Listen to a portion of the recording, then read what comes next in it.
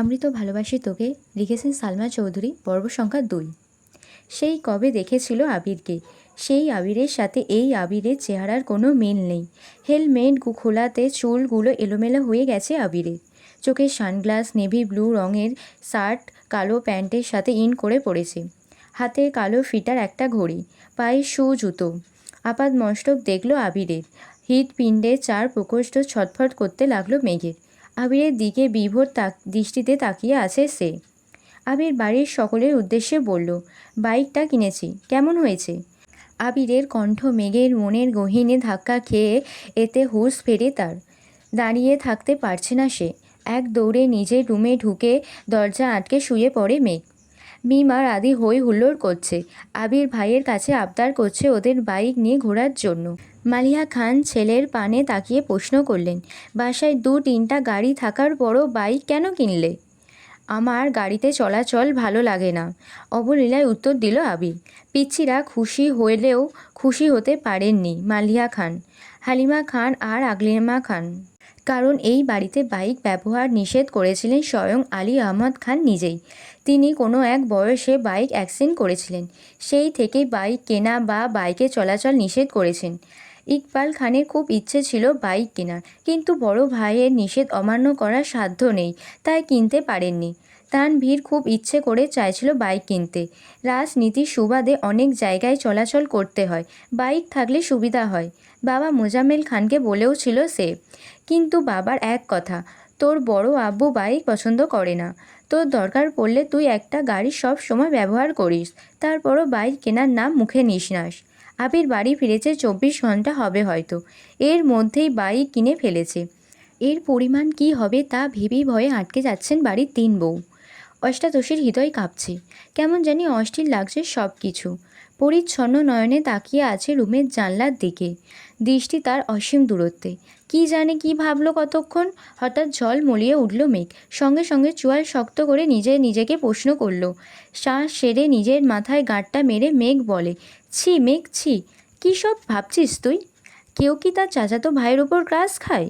ভালো ভদ্র হলেও মানা যেত, এমন গুরুগম্ভীর বদমেজাজি আর হিটলার স্বভাবের কেউ কি কারোর কাজ হয়? যে ছেলে 10 বছরের মেয়ের গায়ে হাত তুলতে পারে, সে ছেলে আর যাই হোক আমার ক্লাস হতে পারে না। এটা ভাবতেই মেঘের বুক ভেসে আসে কষ্টে। নিজেকে স্বাভাবিক করতে মোবাইল হাতে নিয়ে কল করে মেঘের সবচেয়ে কাছের বান্ধবী বন্যাকে। প্রথম কল দিতেই রিসিভ হয় কল। বন্যা, আসসালামু আলাইকুম। কেমন আছো বেবি? মেঘ, আলাইকুম আসসালাম। আলহামদুলিল্লাহ ভালো আছি, তুই কেমন আছিস? বন্যা, হঠাৎ আমায় স্মরণ করার কোনো স্পেশাল কারণ আছে?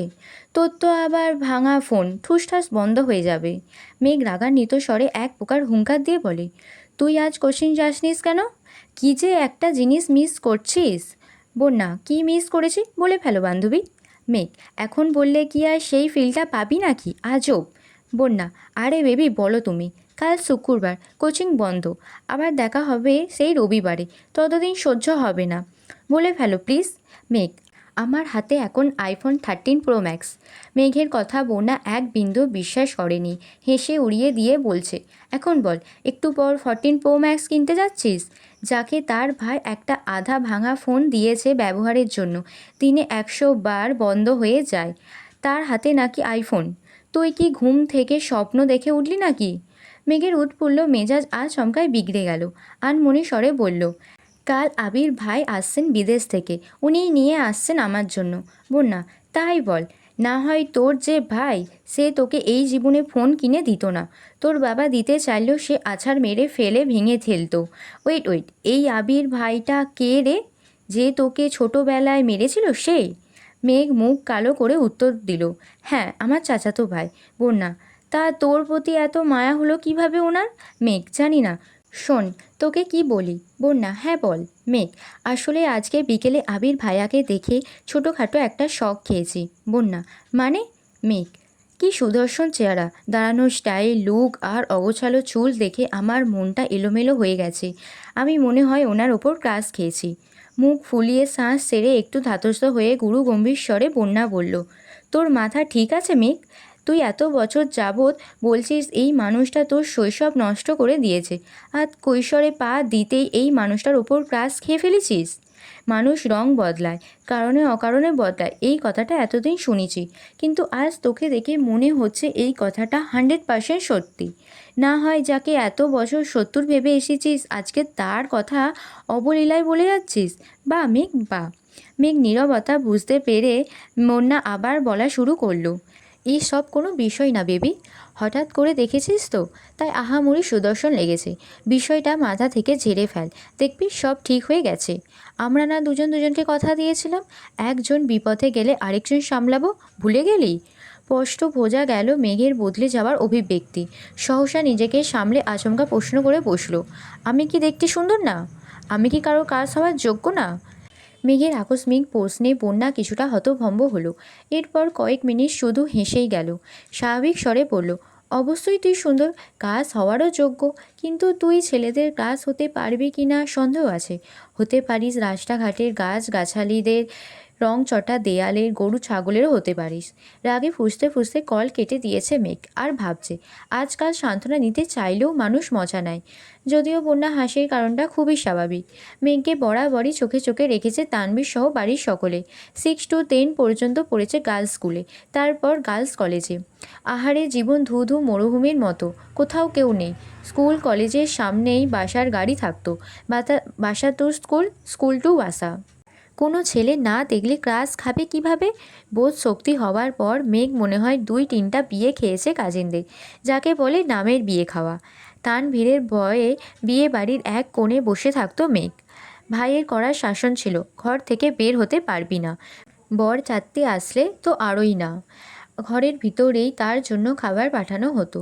তানভীর নিজেই বোনকে খাওয়াতো ইচ্ছে মতো। তারপর বিয়ে শেষ হলে মা বোনকে নিয়ে চলে আসতো। গায়ে হলুদে নাচা, গান গাওয়া, এমনকি মেহেদিও দিতে পারতো না কখনো। এই কষ্টে এখন আর মেয়ে কারোর বিয়েতেই যায় না। এতে তানভীরের মনে হয় হাঁপ ছেড়ে বেঁচেছে। মেঘের এই সাদা কালো জীবনের কথা শুনলে বন্যা কেন, পৃথিবীর সব মানুষই হাসবে। জীবনটা তার তেজপাতা হয়ে গেছে। মাঝে মাঝে ভাবি, এই বাড়িতে জন্মানোটা কি তার খুব দরকার ছিল? কয়েকবার কল ব্যাক করেছে বন্যা। নিজের জীবনের হতাশার জন্য মেঘ আর কল রিসিভ করেনি। বান্ধবীকে ডাক দেখিয়ে কি হবে? জীবন যেখানে যেমন তেমন তা মানতেই হবে। মেঘের বেস্ট ফ্রেন্ড হওয়ার খেসারত দিতে হচ্ছে বন্যাকে। মেঘের সাথে সাথে বন্যাকেও চোখে চোখে রাখে তানভীর। কথায় আছে, সঙ্গ দোষে লোহা ভাসে। সঙ্গ খারাপ হলে মেঘও খারাপ হবে, তাই সব সময় বন্যার পিছনে লোক লাগিয়ে রাখে। শুধু বন্যাই না, আরও দুজন বান্ধবী আছে মেঘের, একজন পাখি আরেকজন মায়া। ওদেরকেও নজরে রাখে তানভীর। বোনকে সব দিক থেকে প্রোটেক্ট করাই যেন তার প্রথম এবং প্রধান কাজ। আবির বিকেল থেকে ঘুমোচ্ছে। সন্ধ্যা 7টায় ঘুম ভাঙে আদির ডাকে। নিচে আবিরের আব্বু আর মেঘের আব্বু বসে আছেন। আবিরের বাইক কেনার কথা শুনেই তারা তাড়াতাড়ি চলে এসেছেন অফিস থেকে।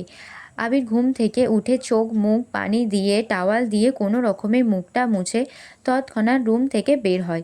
সে তার বাবাকে খুব ভালো করে চেনে, ডাকার সঙ্গে সঙ্গে উপস্থিত না হলে বাড়িতে তাণ্ডব শুরু করে দেবেন। আবিরের চোখে মুখে ঘুমের প্রভাব স্পষ্ট। ব্যস্ত পায়ে হাঁটছে সে। আচমকা এলোমেলো পায়ে ছুটে রুম থেকে বের হয় মেঘ, চুলগুলো আগোছালো করে। আকস্মিক ধাক্কা এড়াতে চটজলদি নিজেকে নিয়ন্ত্রণ করে অগ্নিদৃষ্টিতে তাকায় আবির। তৎক্ষণাৎ মোটা ভ্রু যুগল শিথিল হয়ে যায়। আপাত মস্তক চেয়ে রইল সে। এক মুহূর্তের জন্য মস্তিষ্ক থমকে গেছে আবিরের। দৃষ্টি তার প্রখর। আচমকা হাঁটা থামাতে শ্বাস ভারী হয় আবিরের। কালো জামা পরা পরিহিতা এক ললনার দিকে দৃষ্টি পড়ে। আপাত মস্তক দেখল একবার। কালো জামাতে যাকে অপ্সরার ন্যায় লাগছে। এলোমেলো চুলগুলো তার কোমর ছাড়িয়েছে। চুলগুলো দেখে মনে হয় জীবনানন্দ দাশের বনলতাকে উদ্দেশ্য করে লেখা। চুল তার কবেকার অন্ধকার বিদিশার নেশা। দ্রুতগতি থামাতে গিয়ে মেঘের ছোট দেহ কম্পিত হয়। দৃষ্টি পড়ে 6 ফুট লম্বা মানুষটার বুকে। মেঘ মুখ তুলে তাকায় সেই মানুষটার চেহারার পানে। আবিরের চোখে দৃষ্টি বিস্ময়ভূত নয়নে তাকিয়ে আছে মেঘ। পলকও পড়ছে না কয়েকটি বার। আবিরের চোখে মুখে ছিটানো পানির ঝাপটায় এলোমেলো চুলগুলো থেকে চুইয়ে চুইয়ে পানি পড়ছে, যা তার পরনের সাদা টি শার্ট অল্প স্বল্প ভিজে যাচ্ছে। সেদিকে খেয়াল নেই আবিরের। আবির কয়েক সেকেন্ড স্তব্ধ থেকে হঠাৎ চোখ সরিয়ে পুনরায় রুদ্রমূর্তি ধারণ করে সবেগে হাঁটা দেয় সিঁড়ির দিকে। পিছন থেকে অষ্টাদশীর কোমল কণ্ঠে ডাক শুনে থমকে দাঁড়ায় আবির, তবে পিছনে তাকানোর প্রয়োজন মনে করেনি। মেঘ ভয়ার্ত কণ্ঠে বলে, থ্যাংক ইউ আবির ভাই।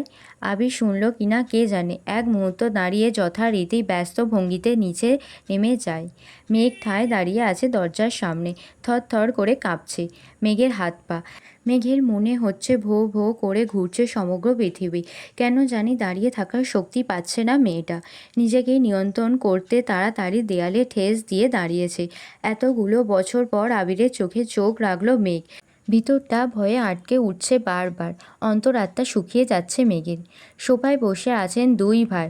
বাড়ির মহিলা রান্নাঘরে কাজে ব্যস্ত থাকলেও নজর তাদের এদিকে। কি হবে কে জানে। আলী আহমদ খান নিজের গম্ভীর্যতা বজায় রেখে এক প্রকার হুঙ্কার দিয়ে প্রশ্ন করলেন, তুমি নাকি বাইক কিনেছ? এই কথায় হুঁশ ফেরে অষ্টাদশীর। কিছুটা স্বাভাবিক হয়ে দু পা সামনে এগিয়ে বারান্দার সাইডে দাঁড়িয়ে নিচে তাকায় মেঘ। নিচের সোফায় বসা বাব্বু আর বড় আব্বু। তাদের থেকে কিছুটা দূরে দু হাত ভাঁজ করে শটান হয়ে দাঁড়িয়ে আছে আবির।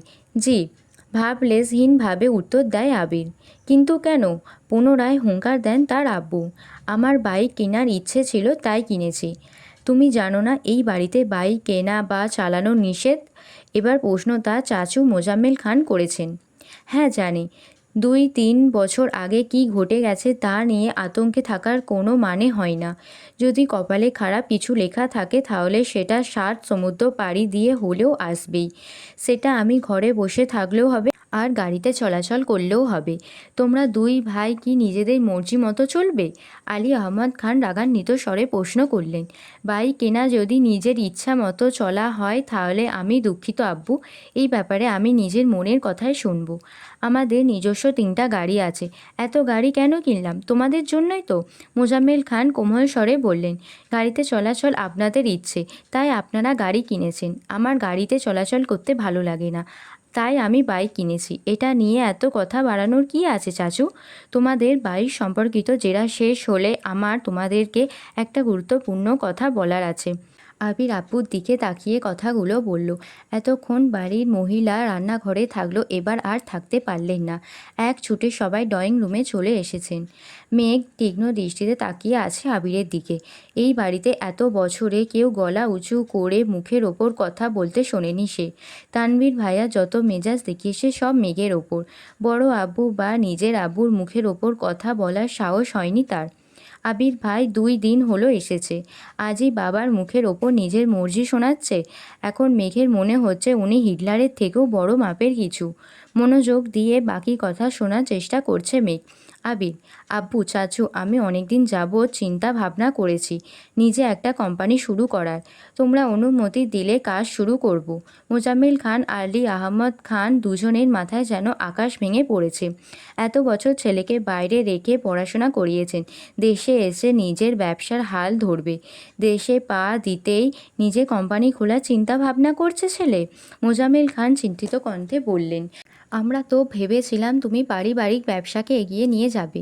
আবির কিছু বলার আগেই আলী আকবর খান বলে উঠলেন, ঠিক আছে, তুমি পড়াশোনা করে এসেছো, তোমার নিজস্ব মতামতের গুরুত্ব আমরা অবশ্যই দেব। তোমার নতুন কোম্পানি নিয়ে আমাদের কোনো আপত্তি নেই, তবে আমার একটা শর্ত আছে। তুমি আমাদের কোম্পানির সিইও হবে। আগামীকাল শুক্রবার অফিস ছুটি, তাই তুমি শনিবারে অফিসে যাবে। তোমাকে অফিসিয়ালি সিইও পদ দেওয়া হবে। তারপর তুমি আমাদের অফিস সামলে যদি নতুন কোম্পানি শুরু করে প্রতিষ্ঠিত হতে পারো তাতে আমাদের কোনো আপত্তি নেই। বেস্ট অফ লাক মাই বয়। আবির যেন আগে থেকেই জানতো এরকম কিছু হবে, তাই তার মধ্যে কোনো পরিবর্তন দেখা গেল না। এতটুকু বলে সোফা থেকে উঠে রুমের দিকে হাঁটা শুরু করলেন আবিরের আব্বু। কয়েক কদম এগিয়ে আবার দাঁড়িয়ে আবিরের দিকে তাকিয়ে রুদ্ধ কণ্ঠে বললেন, আমরা কোম্পানি সামলানোর জন্য সারা জীবন থাকবো না, তোমাদেরকেই দায়িত্ব নিতে হবে। তুমি না পারলে তোমার প্রাণপ্রিয় ভাই তানভীরকে বলো রাজনীতি ছেড়ে ব্যবসায় আসতে। তারপর তুমি তোমার মতো নিজে কোম্পানি খুলতে থাকো। আবির চোয়াল শক্ত করে বাবার দিকে তাকিয়ে বলে উঠল, তানভীর রাজনীতিই করবে, ওর মাথায় ব্যবসা ঢোকানোর কোনো দরকার নেই। শনিবারেই অফিসে আসবো আমি, আমি একাই সব দিক সামলাতে পারবো। তোমরা দয়া করে তানভীরকে মুক্তি দাও, নিজের মতো করে রাজনীতিটা করতে দাও ওকে। তোমার শর্ত যেমন আমি মেনে নিয়েছি, তোমাদেরকেও আমার একটা শর্ত মানতে হবে। সেটা হলো আমি আমার মন মতো কাজ করব। আমার যখন যেখানে প্রয়োজন হবে নিজের কাজ গুছিয়ে নিয়ে আমি চলে যাব। তখন আমাকে কোনো প্রকার বাধা দিতে পারবে না কেউ। দরকার হলে দুটো অফিসের কাজ শেষ করে আমি রাত 12টায় বা 2টায় বাড়ি ফিরতে পারি, এমনকি নাও ফিরতে পারি। এতে তোমাদের যেন কোনো মাথা ব্যথা না হয়। একদমে কথাগুলো বলে কোনো দিকে না তাকিয়ে দ্রুত পায়ে বাসা থেকে বের হয়ে যায় আবির। আলী আহমদ খান কয়েক মুহূর্ত দাঁড়িয়ে কোনো কথা না বলে নিজের রুমের দিকে হাঁটা দেন। পিন পতন নীরবতা বাড়িতে। সোফায় বসে আছেন মোজাম্মেল খান। কাছেই তিন যা একজন আরেকজনের দিকে তাকাচ্ছে বারবার। তাদের আবিরের প্রতি পূর্ণ বিশ্বাস আছে, কিন্তু সমস্যা হচ্ছে বাইরের দুনিয়া সামলাতে গিয়ে নিজের প্রতি না যত্নহীন হয়ে পড়ে ছেলেটা। এটাই তাদের চিন্তার বিষয়। নিচে উপস্থিত মানুষগুলোর মধ্যে চিন্তার ছাপ দেখা গেলেও উপরে দাঁড়িয়ে থাকা এক প্রকার বিনোদন উপভোগ করছিল মেঘ। যেই বড় আব্বুর কথার ওপর কারো কথা চলে না, আজ ওনার সাথে টক্কর দেওয়ার মানুষ এসেছে। বাবা ছেলে কি সত্যটাই না দিচ্ছে, যেমন বাবা তেমন ছেলে। এসব ভেবেই হাসি পাচ্ছে মেঘের। হঠাৎ করেই হাসিটা গায়েব হয়ে মুখটা ভারী হয়ে গেল মেয়েটার, আর ফিস ফিস করে বলতে শুরু করলো, নিজে তো হিটলার, সাথে আমার ভাইটাকে বড় গুন্ডা বানাতে কি সুন্দর উৎসাহ দিচ্ছে। এত বছর ভাইয়ের জ্বালায় জীবন তেজপাতা, এখন আবার আরেকজন আবির্ভাব হলো। কপালটাই খারাপ আমার, এখন নিচে যাওয়ার পরিস্থিতি নেই। তাই বিড়বিড় করতে করতে রুমে ঢুকতে যাবে, হঠাৎ চোখ পড়ে আবির ভাইয়ার রুমের দিকে। এক রাত হতাশা নিয়ে রুমে ঢুকে যায় মেঘ। বাবা মাকে ছেড়ে আলাদা রুমে থাকলে খুব স্বাধীনতা পাবে ভেবে নিচ তলা থেকে ওপর তলায় চলে এসেছিল মেঘ। আবির ভাই বিদেশে যাওয়াতে কোনো চিন্তায় ছিল না, কিন্তু মেঘ আসার 15 দিনের মাথায় তানভীর ও মেঘের পাশে রুমে চলে আসে জিনিসপত্র নিয়ে। সিঁড়ি দিয়ে সোজা উঠতেই তানভীরের রুম, বোনকে পাহারা দিতেই মূলত এই রুমে আসা। তানভীর যতক্ষণ রুমে থাকে ততক্ষণ নিজের রুমের দরজাটা খুলে রাখে। মেঘ সিঁড়ি দিয়ে দৌড়ে উঠতে গেলেও ভাইয়ের কথা ভেবে আস্তে ধীরে ওঠা নামা করে। বর্তমানে মেঘের অবস্থা নাজেহাল, কারণ তার এক পাশে আবির ভাইয়ের রুম আর এক পাশে তানভীর ভাইয়ের। তানভীর ভাইয়ের পরের রুমটা মিমের জন্য ঠিকঠাক করা হচ্ছে। কিছুদিন পর থেকে মিমও ওপরে থাকবে, কিন্তু তাতে কি, ভাইয়ার ঘর ডিঙিয়ে মিমের রুম পর্যন্ত যেতে পারবে কিনা সন্দেহ আছে। রাত 10টার ওপর বাজে। সবাই খাওয়া দাওয়া শেষ করে যার যার রুমে চলে যাচ্ছে। আবির এখনও বাড়ি ফেরেনি। মালিয়া খান সোফায় বসে অপেক্ষা করছেন ছেলের জন্য। 10-15 মিনিট পর বাড়িতে ঢুকলেন আবির আর তানভীর। মাকে বসে থাকতে দেখে কিছুটা রাগান্বিত হলো ছেলে। আম্মু, তুমি আমার জন্য এভাবে রাত জেগে থেকো না প্লিজ, আমি নিজের মতো করে খেয়ে নেব। তোর বউ আসলে আমি আর অপেক্ষা করব না তোর জন্য, সহসা উত্তর দিলেন মালিয়া খান। বড় আম্মুর কথা শুনে সশব্দে হেসে ওঠে তানভীর। আবির ঘাড় ঘুরিয়ে তাকায় তানভীরের দিকে, সঙ্গে সঙ্গে তানভীর হাসি থামিয়ে ফেলে, নিঃশব্দে হাসছে। তানভীর বরাবরই ভীতু প্রকৃতির, বাইরে যত শক্তপোক্ত থাকুক না কেন, বাবা চাচা আর ভাইয়ের সামনে সে যেন ভেজা বেড়াল। এতদিন যত কাজই থাকতো ছেলেটা 8, 9টা, 10টার মধ্যে বাড়ি এসে সবার সাথে খেতে বসতো। কিন্তু আবির ফেরাতে টাইম শিডিউলে কিছুটা পরিবর্তন হয়েছে ছেলেটার। আবির মায়ের উদ্দেশ্যে ঠাট্টার স্বরে বলে উঠল, এর উল্টোটাও হতে পারে, যেমন তোমার বৌমা তোমার কোলে ঘুমিয়ে গেল আর তুমি তাকে ঘুম পাড়াতে পাড়াতে আমার জন্য অপেক্ষা করলে। ছেলের এরকম ঠাট্টায় ভ্যাবাচাকা খেলেন মালিয়া খান। আবির পুনরায় শান্ত অথচ কড়া বলে উঠল, কাল থেকে তোমায় যেন বসে থাকতে না দেখি। আমার কিছু লাগলে চেয়ে নেব, আর খাবার টেবিলে রেখে দিও, আমি খেয়ে নেব। এই কথায় কোনো উত্তর না দিয়ে মালিয়া খান স্বাভাবিক কণ্ঠে বললেন, তানভীর, মেঘ এখনও খায়নি, একটু ডেকে আসবি, এখন খাবে কি না? তানভীর ঠিক আছে বলে ওপরে গেল। আবিরও নিজের রুমে গেল। 5 মিনিটে ড্রেস পাল্টে ফ্রেশ হয়ে নিচে নামছে। এতক্ষণে মেঘ খাবার টেবিলে চলে এসেছে। ভেবেছিল ভাই ফ্রেশ হয়ে নামার আগে তাড়াতাড়ি খেয়ে পালাবে। খাওয়া অর্ধেক হতেই তার দৃষ্টি নিবদ্ধ হয় সিঁড়ির পানে। কালো টি শার্ট আর ট্রাউজার পরে হাতে মোবাইল নিয়ে আপন মনে নামছে আবির। মেঘ সরু চোখে নিরীক্ষণ করছে আবিরকে। মানুষটাকে দেখে হৃদস্পন্দন বাড়তে লাগলো মেঘের। এখন সে স্পষ্ট অনুভব করছে তার বুকের ভিতরে কিছু একটা হচ্ছে, কিন্তু বোধগম্য হলো না কি হচ্ছে। নিজের অজান্তেই বুকের বাঁ পাশে হাত রাখলো মেঘ। অনুভব করলো কিছু একটা অনবরত নৃত্য করছে বুকের ভিতর। আবিরে চেয়ার টেনে বসার শব্দে ঘোর কাটলো মেঘের। সবেগে হাত নামিয়ে আনলো বুক থেকে। আবির মেঘের ঠিক বিপরীত চেয়ারটায় বসেছে। মেঘের ছোট্ট বুকটা অনবরত কেঁপেই যাচ্ছে। চোখ তুলে তাকাতে পারছে না মেয়েটা। শরীর কাঁপাকাঁপি আর হৃৎপিণ্ডে লাফালাফিতে সে বিধ্বস্ত। দিশেহারা অবস্থা অষ্টাদশীর। ইচ্ছে করছে ছুটে পালিয়ে যেতে আবিরের সামনে থেকে, কিন্তু পাচ্ছে না। মনে হচ্ছে পায়ে শিকল দিয়ে বাঁধা। মালিয়া খান হঠাৎ মেঘের হাতে ধাক্কা দিলেন। কিরে, কি হলো তোর? দ্বিতীয়বার ঘোর কাটল মেঘের। তৎক্ষণাৎ স্বাভাবিক হওয়ার চেষ্টা করলো। কাঁপা কাঁপা গলায় বলল, কিছু না। এই বলে পুনরায় খাওয়ার চেষ্টা করলো, কিন্তু এবার আর গলা দিয়ে খাবার নামছে না মেঘের। গলা শুকিয়ে কাঠ হয়ে গেছে। কাঁপা কাঁপা হাতে গ্লাস নিয়ে ঢক ঢক করে অর্ধেক গ্লাস পানি নিমিষেই শেষ করে ফেলল মেঘ। আবির আপন মনে খাচ্ছে। সামনে বা আশেপাশে কি হচ্ছে এসব দেখার প্রয়োজনই মনে করল না সে। এই জগতের সব কিছু তার আগ্রহ সৃষ্টি করতে অক্ষম। আবিরের গা ছাড়া ভাব দেখে কিছুটা স্বাভাবিক হয়ে খাওয়া শুরু করলো মেঘ। মাঝখানে এক পলকের জন্য তাকিয়েছিল আবিরের দিকে। কালো টি শার্টে মুখটা কত মায়াবী লাগছিল। এলোমেলো চুল। খাওয়ার স্টাইল দেখে দ্বিতীয়বারের মতো ক্রাশ খেলো অষ্টাদশী। কে বলতে পারে 2 দিন আগে পর্যন্ত আবিরের কোনো স্মৃতি ছিল না মেঘের মনে, মস্তিষ্ক জুড়ে। হঠাৎ মনে পড়লেও শুধু ওকে মেরেছিল এই স্মৃতিটাই মনে হতো, আর রাগে কটমট করতো মেঘ। আর আজ বিকেল থেকে যতবার আবিরকে দেখছে ততবার মেঘের শীর্ণ বক্ষ ধড়ফড়িয়ে উঠছে। ছোটবেলা যে ভয়টা ভাইয়ের প্রতি বনে ছিল সেটা আজ বদলে গেছে। আবিরের দৃষ্টি তাকে বরফের ন্যায় জমিয়ে দিচ্ছে প্রতিনিয়ত। এই দৃষ্টিতে সূচালো কিংবা ধারালো অস্ত্র আছে, যা এক কিশোরীর বৃক্ষ পিঞ্জর এফোড় ওপর করে দেওয়ার ক্ষমতা রাখে। আবিরের দিকে এক দৃষ্টিতে তাকিয়ে হাবিজাবি চিন্তা করছিল মেঘ।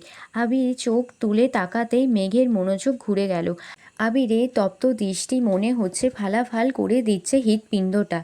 দৃষ্টি সংযত করে চিবুক নামিয়ে নিল গলায়। সহসা মুখ বিভর চুপসে গেল আমসত্ত্বের ন্যায়। দ্বিতীয়বার আবিরের দিকে তাকানোর স্পর্ধাটুকু হয়নি অষ্টাদশী। এর মধ্যে মালিয়া খান ছেলে আবিরের উদ্দেশ্যে বলে উঠলেন, তোর নতুন কোম্পানিটা না খুললে হয় না? তোর বাবা বিষয়টা ভালোভাবে নিচ্ছেন না। কেন বাবাকে রাগিয়ে দিচ্ছিস? তোর বাবা তোকে অনেক ভালোবাসে। শানিত স্বরে মায়ের দিকে তাকিয়ে আবির বলা শুরু করলো, ছেলেরা সারা জীবন বাবাদের প্রিয় থাকতে পারে না। নিজের স্বপ্ন ইচ্ছেকে প্রাধান্য দিতে গিয়ে দূরত্ব বেড়ে যায় বাবা ছেলে। এটা অস্বাভাবিক কিছু না। যদি বাবার স্বপ্ন বা ইচ্ছের হাল প্রতিটা ছেলে ধরতো, তাহলে পৃথিবী এতটা এগিয়ে যেত না।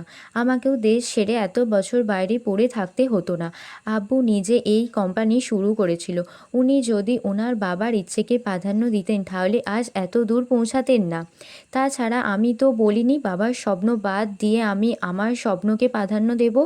আমার স্বপ্ন একান্তই আমার। আমি দুদিকই সামলাবো। তুমি এসব নিয়ে অযথা চিন্তা করো না, চিন্তা করে নিজের শরীর খারাপ করো না। মালিয়া খান চিন্তিত স্বরে বলে উঠলেন, এত চাপ আর দৌড়াদৌড়ি করে তো নিজে অসুস্থ হয়ে পড়বি বাবা। আবির গম্ভীর কণ্ঠে বলে উঠল, তোমাকে তো বললাম আমার জন্য দুশ্চিন্তা করতে হবে না।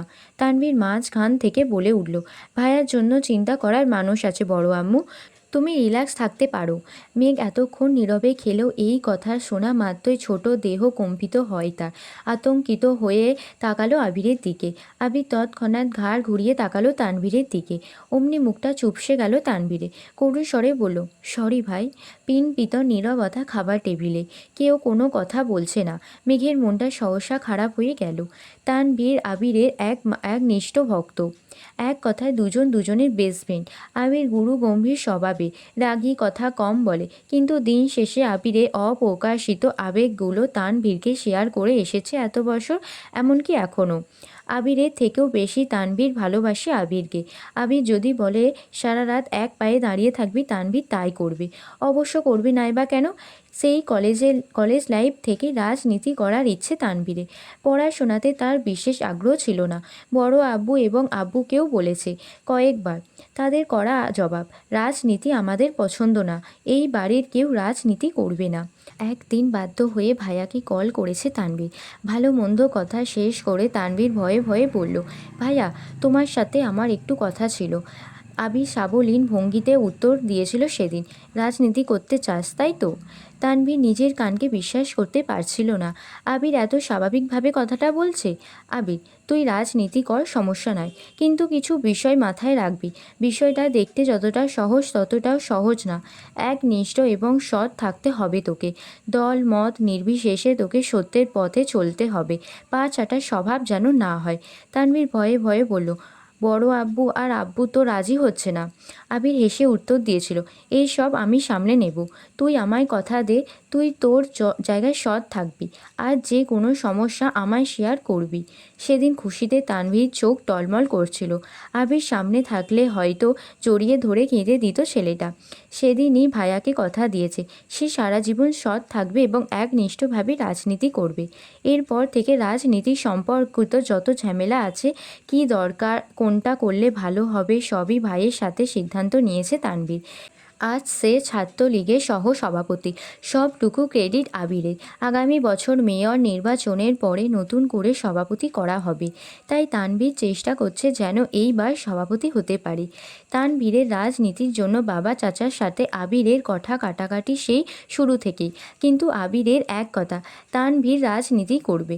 আর সন্ধ্যায়ও বাবা চাচার মুখের ওপর বলেছিল, তানভীরকে কোনো প্রকার বাধা যেন না দেওয়া হয়। তানভীরের জীবনে আবির গাছের ন্যায়, যার ছায়ায় তানভীরের অবস্থান।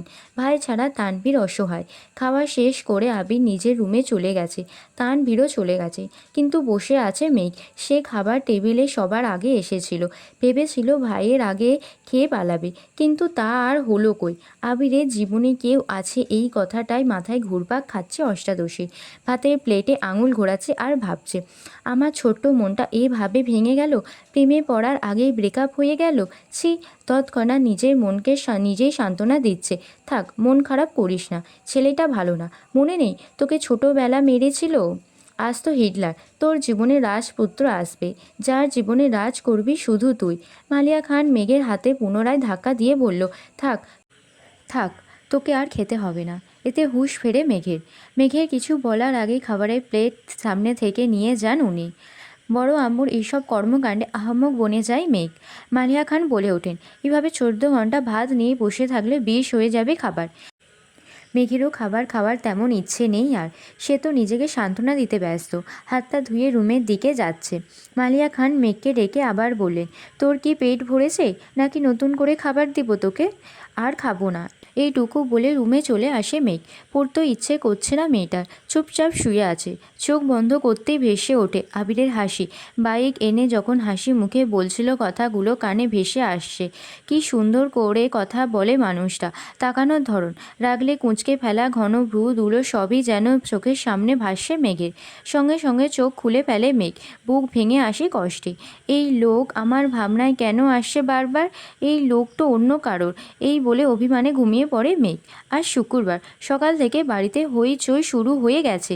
মিম, আদি আর মেঘ দুষ্টামি আড্ডায় মাতিয়ে তুলছে ড্রয়িং রুম। তিন যা রান্নায় ব্যস্ত।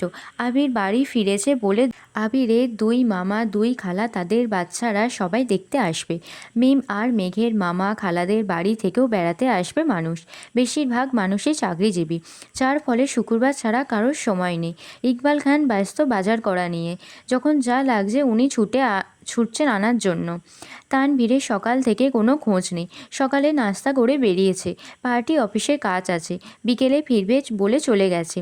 এই জন্য মেঘের কোনো ভয়ডর নেই। আপন মনে আড্ডায় মগ্ন মেয়েটা। হঠাৎ উপরের করিডোর থেকে আবির ডাক দিল মাকে, আম্মু, একটু কফি দিতে পারবে? এই বলে রুমে চলে গেল পুনরায়। উত্তর শোনার প্রয়োজন মনে করেনি সে। মালিয়া খান কফি করে মেঘকে ডাক দিলেন, কফিটা আবিরকে দিয়ে আয় তো মা। তৎক্ষণাৎ মেঘের মনে পড়ে গেল গত রাতের কথা। সহসা বলে উঠল, আমি কেন, মিম দিয়ে আসুক। মালিয়া খান কিছুটা বিরক্তি নিয়ে বলল, ওরা নিলে ফেলে দেবে, তখন আরেক মুসিবতে পড়ব। বাড়িতে একটু পর মেহমান আসবে, যা না মা। মেঘ আর কথা না বাড়িয়ে ধীর পায়ে হাঁটতে হাঁটতে আবিরের দরজা পর্যন্ত আসলো। গলা শুকিয়ে যাচ্ছে মেঘের, বুকের ভিতরে বুকটা বেড়ে যাচ্ছে, হাত পা কাঁপছে। আস্তে আস্তে দরজায় টোকা দিল মেঘ। আবির, দরজা খোলা আছে। কাঁপা কাঁপা হাতে দরজা ধাক্কা দিল মেঘ। আবির ল্যাপটপে কি যেন করছে, তাকিয়েও দেখল না কে এসেছে। আবির, এখানে রেখে যা। মেঘ হাঁটতে পারছে না, হাত আরও বেশি কাঁপছে এখন, পায়ে একটুকু জোর পাচ্ছে না, ঠায় দাঁড়িয়ে আছে আগের জায়গায়। আবির ল্যাপটপ টেবিলে রেখে মেঘের মুখোমুখি এসে দাঁড়িয়েছে, হাত থেকে কফির কাপটা নিয়ে ড্রেসিং টেবিলের সামনে রাখে। মেঘের সেদিকে কোনো মনোযোগ নেই, তার মস্তিষ্কের প্রতিটা নিউরন ছুটছে এদিক সেদিক। বডি স্প্রের তীব্র ঘানে হুঁশ ফেরে মেঘের। তার থেকে 1 ফুটের দূরত্বে দাঁড়িয়ে আছে আবির। আচমকা এইভাবে এসে দাঁড়ানোয় একটু ভ্যাবাচ্যাকা খেলো মেয়েটা। মেঘ এস্তো ঘুরে গেল, নিজের ওপর জোর খাটিয়ে পা বাড়ায় দরজার দিকে। সবেগে সদূর হস্তে মেঘের কনুই চেপে ধরল আবির, কড়া কণ্ঠে বলল, এদিকে তাকা। অনিচ্ছা সত্ত্বেও ঘুরে দাঁড়ালো মেঘ, চিবুক নেমে গলায় আটকালো, সারা শরীর কাঁপছে। শীতল স্বরের হুমকিতে কানের লতি গরম হয়ে যাচ্ছে, সাথে আবিরের শরীরের আর বডি স্প্রে তীব্র গন্ধ নাকে লাগছে মেঘের। আবির পুরো কণ্ঠে বলল, কফিটা টেবিলে দিয়ে আসতে বলেছিলাম, কথা কানে যায় না? এতটুকু বলতেই মেঘ হেলে দুলে পড়ে যেতে নেয়। টাল মাতাল মেয়েটার বাহু ধরে সোজা দাঁড় করিয়ে দিল আবির। জ্ঞান হারাতে হারাতেও যেন হারায়নি মেঘের। আবিরের চাউনিতে তীক্ষ্ণতা, গভীর কণ্ঠে বলল, তুই কি পুষ্টিহীনতায় ভুগছিস? অবশ্য ভুগবি নাই বা কেন? খাবার প্লেটে আঙুল ঘোরালে কি আর শরীরে পুষ্টি হবে? প্রথমে গম্ভীর কণ্ঠে বলল, শেষটা যেন মজার ছলেই বলল। মেঘের শরীর ঘামছে। কি বোঝাবে এই লোকটাকে? কি বোঝাবে এই লোকটাকে, যাকে দেখলে অষ্টাদশের সব শক্তি নিমিষেই মিলিয়ে যায় কোথায় যেন, যার দৃষ্টি কেড়ে নেয় তার সমস্ত ধ্যান জ্ঞান মনোনিবেশ। আবির সাবলীন ভঙ্গিতে বলে উঠল, যেতে পারবি নাকি দিয়ে আসবো? নিজেকে সামলে মেঘ বলল, পারবো। তারপর গুটি গুটি পায়ে রুম থেকে বের হয়ে যায় মেঘ। আবির তাকিয়ে আছে অষ্টাদশী হাঁটার পানে। মেঘ কোনো রকম নিজের রুম পর্যন্ত এসেছে, এক দৌড়ে এসে খাটে শুয়েছে। মন মস্তিষ্ক অস্বাভাবিকভাবে লাফালাফি করছে। কয়েক মুহূর্তের মধ্যে নিজের অস্তিত্ব খুঁজে পেল না, সেন্স হারিয়ে পড়ে আছে বিছানায়। 11টার পর থেকে মেহমান আসা শুরু হয়েছে। বাড়ি ঘর ভরে গেছে আত্মীয় স্বজনে। মেয়ে আদি গোসল করে সেজে গুজে গল্প করছে সবার সাথে। আবির একেবারে নামাজের সময় ঘর থেকে বের হয়েছে। টুপি পাঞ্জাবি পরায় অন্যান্য দিনের থেকেও অনেক সুন্দর লাগছে ছেলেটাকে। সবাইকে সালাম দিয়ে টুকটাক কথা বলে মামাদের সাথে, বেরিয়ে যায় নামাজ পড়তে। মেঘের দেহ এখনও বিছানায় লেপ্টে আছে। বোনকে খুঁজতে মিম ওপরে গিয়ে দেখে মেঘ ঘুমাচ্ছে। ডাকতে ডাকতে মেঘের ঘুম ভাঙে। মিম, আপু, ও আপু ওঠো, এখন ঘুমোচ্ছ কেন? বাড়িতে মেহমান চলে আসছে, আজান পড়ে গেছে অনেকক্ষণ আগে, ওঠো, নামাজ পড়ে রেডি হও, আম্মু আমায় পাঠিয়েছে তোমায় ডাকতে।